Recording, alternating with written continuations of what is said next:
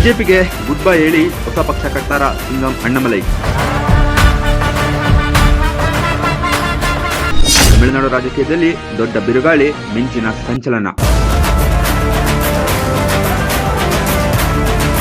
ಹೌದು, ಸದ್ಯ ತಮಿಳುನಾಡು ರಾಜಕಾರಣದಲ್ಲಿ ಇಂಥದ್ದೊಂದು ಬಿಗ್ ಶಾಕಿಂಗ್ ಸುದ್ದಿ ಸಖತ್ ವೈರಲ್ ಆಗ್ತಾ ಇದೆ. ತಮಿಳುನಾಡು ಬಿಜೆಪಿಯ fire brand leader K Annamalai ಕಮಲಪಾಳ್ಯದಿಂದ ಹೊರಬಂದು ಸದ್ದಿಲ್ಲದೆ ಸ್ವಂತ ಪಕ್ಷ ಕಟ್ಟಲು ಸಿದ್ಧತೆ ಮಾಡಿಕೊಳ್ತಿದ್ದಾರಾ ಅನ್ನೋ ಚರ್ಚೆ ಜೋರಾಗಿದೆ.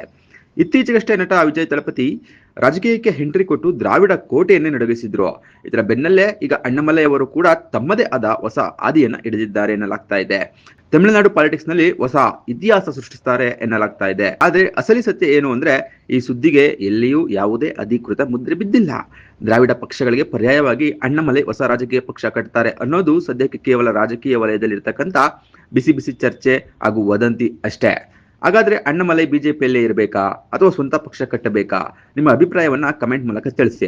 ಲೇಟೆಸ್ಟ್ ಅಪ್ಡೇಟ್ಗಳಿಗಾಗಿ ಡಿಜಿಟಲ್ ವಾರ್ತೆಯನ್ನ ಫಾಲೋ ಮಾಡಿ.